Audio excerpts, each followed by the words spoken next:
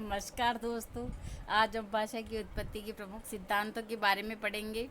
भाषा की उत्पत्ति के सिद्धांतों में प्रथम सिद्धांत है दैवीय उत्पत्ति का सिद्धांत। इसे ईश्वर प्रदत्त सिद्धांत भी कहा जाता है।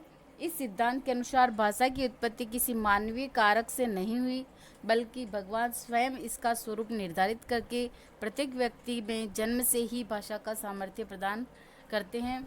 इस सिद्धांत के अनुसार भाषा का स्वरूप सभी देशों एवं सभी व्यक्तियों के लिए समान रहेगा।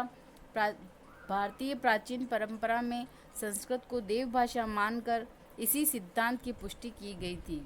माहेश्वर सूत्रों की उत्पत्ति भगवान शंकर से मानकर देवीय सिद्धांत की पुष्टि की गई थी। ईसाई मान्यता के अनुसार भी हिब्रू भाषा को भगवान की भाषा माना गया। इस प्रकार जैन दार्शनिक अर्धमागधी तथा बौद्ध दार्शनिक पाली को भगवान की भाषा मानकर इस सिद्धांत को स्वीकार करते हैं।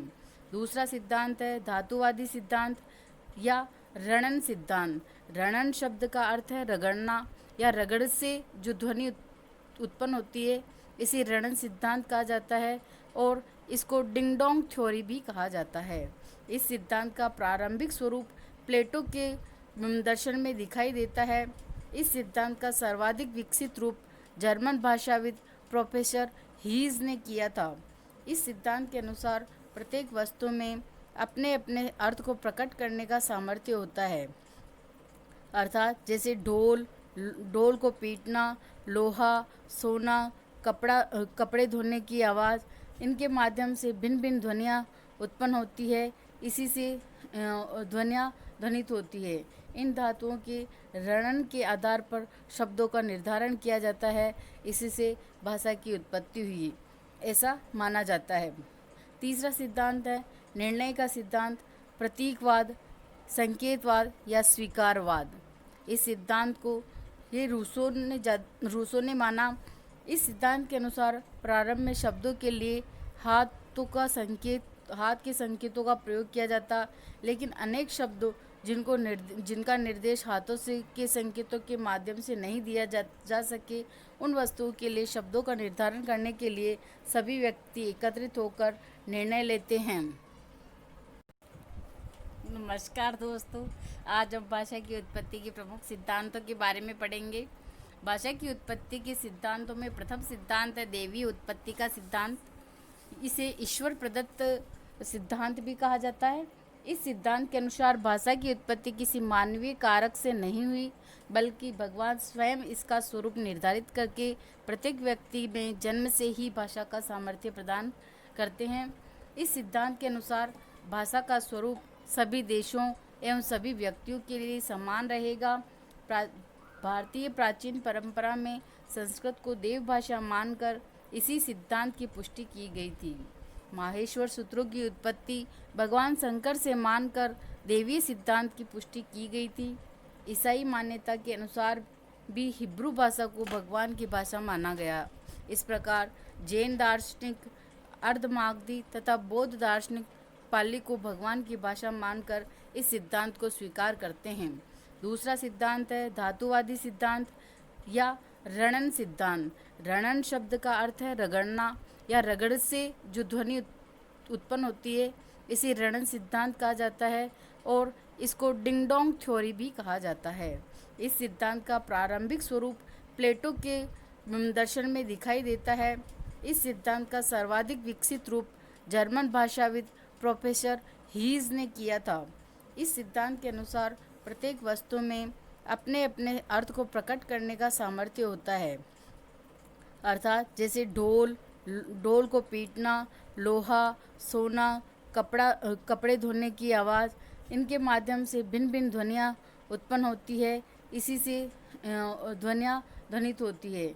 इन धातुओं के रणन के आधार पर शब्दों का निर्धारण किया जाता है। इसी से भाषा की उत्पत्ति हुई, ऐसा माना जाता है।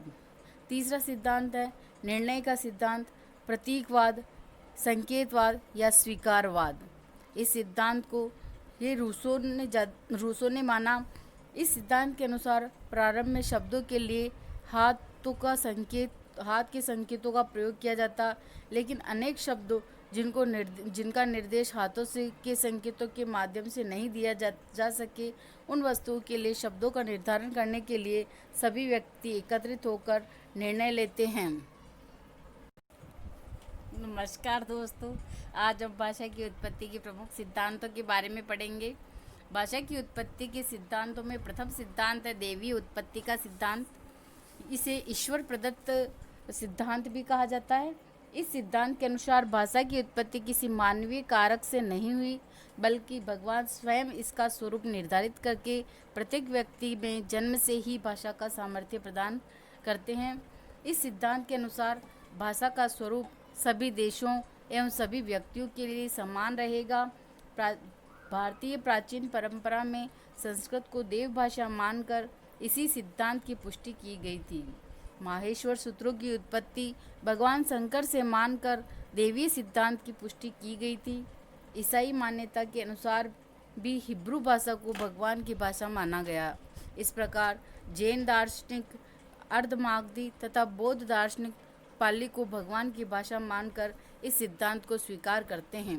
दूसरा सिद्धांत है धातुवादी सिद्धांत या रणन सिद्धांत। रणन शब्द का अर्थ है रगड़ना या रगड़ से जो ध्वनि उत्पन्न होती है, इसे रणन सिद्धांत कहा जाता है और इसको डिंग डोंग थ्योरी भी कहा जाता है। इस सिद्धांत का प्रारंभिक स्वरूप प्लेटो के दर्शन में दिखाई देता है। इस सिद्धांत का सर्वाधिक विकसित रूप जर्मन भाषाविद प्रोफेसर हीज ने किया था। इस सिद्धांत के अनुसार प्रत्येक वस्तु में अपने अपने अर्थ को प्रकट करने का सामर्थ्य होता है, अर्थात जैसे ढोल को पीटना, लोहा, सोना, कपड़े धोने की आवाज़, इनके माध्यम से भिन्न भिन्न ध्वनियाँ उत्पन्न होती है। इसी से ध्वनियाँ ध्वनित होती है। इन धातुओं के रणन के आधार पर शब्दों का निर्धारण किया जाता है। इसी से भाषा की उत्पत्ति हुई, ऐसा माना जाता है। तीसरा सिद्धांत है निर्णय का सिद्धांत, प्रतीकवाद, संकेतवाद या स्वीकारवाद। इस सिद्धांत को रूसो ने माना। इस सिद्धांत के अनुसार प्रारंभ में शब्दों के लिए हाथ के संकेतों का प्रयोग किया जाता, लेकिन अनेक शब्दों जिनका निर्देश हाथों से के संकेतों के माध्यम से नहीं दिया जा सके, उन वस्तुओं के लिए शब्दों का निर्धारण करने के लिए सभी व्यक्ति एकत्रित होकर निर्णय लेते हैं।